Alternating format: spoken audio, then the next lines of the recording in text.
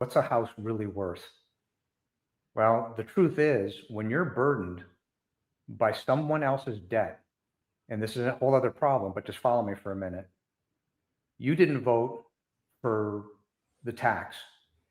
You didn't vote for the school district tax. Just to make that assumption. But your neighbor did.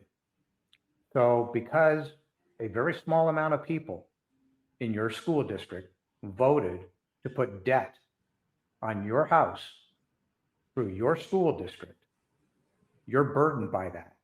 Now, if you were a business, which mom and pop in truth is a business, your house, you would run it as a business. You have an income statement. You can't spend more money than you take in. Okay, that's clear. So you have what's called a median household income. You cannot spend more money than you take in. That's your median household income. So you go about your business and you say, I want to buy this house, and you buy this house, not even thinking that under the hood, completely hidden from you, is a property tax, because you just get a bill and you pay the tax. The problem is it goes up and up and up, no matter who you are. In fact, it's gone up 100% in the last 5 years on average. Well, what is the value of the house that you bought?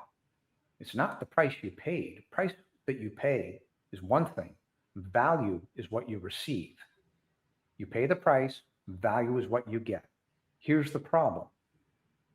Most Americans can't pay two mortgages.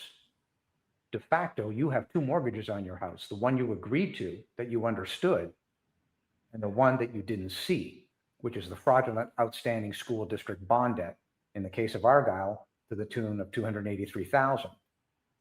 They just had a bond election in Salina, Texas. In one fell swoop, they put $257,000 on every single house in Salina, Texas. So Wow. I looked at it and I said, okay, Salina, Texas is landlocked. So doing what I do for a living as a property developer, I said, how many houses can I get on the remainder of that land? I figured out if they double the amount of houses to put on the remainder of the vacant land, they still can't pay off the debt. So essentially, it's impossible and it's never going to happen. And it's going to continue to spiral out of control until every homeowner is bankrupt. And that's the reality. So we're back to the question of what's it really worth? Well, the answer is the price that you paid for the value of your home minus the outstanding fraudulent school district bond debt. In other words, if you utilize Argyle as an example, you would have 450,000 minus 283,000. Let's call it 130,000. That's the real value of what you bought, because that's the only amount of money that can sustain it and support it based on your median household income. You see the problem? Now it gets worse because the rule of 72 kicks in, plus they've got the outstanding compound cumulative interest not being paid down, but everything is being rolled out and the interest rates rolled up.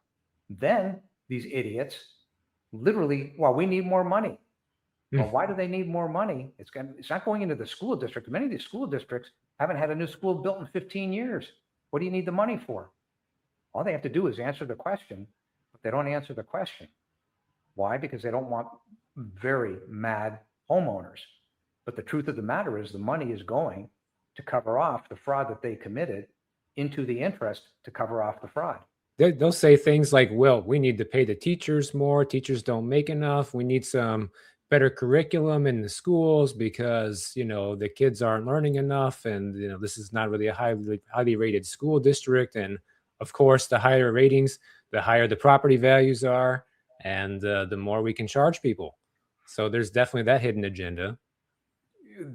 Everything that is being promoted that way, well, we need more money to pay the teachers, is a lie. It simply isn't true. Can you imagine how much you could pay and how the quality of the teachers that you could get if you didn't have that interest clock ticking? This has nothing to do with the teachers. The teachers themselves are getting ripped off. We figured out, pretty interesting, but in these hidden investment pools, if you're an underwriter and you underwrite these bonds and you sell these bonds and the rating agencies say, okay, these school district bonds are double A, double B, and you turn around as the underwriter and say, well, wait a minute, you, the teachers, have a pension, hidden investment pool. Why don't we just sell you back the same garbage that you created? The teachers themselves are in harm's way. This system has got to stop. This will blow up on its own. That's the math. All we're saying, to your point, which is this needs to be done in a controlled method.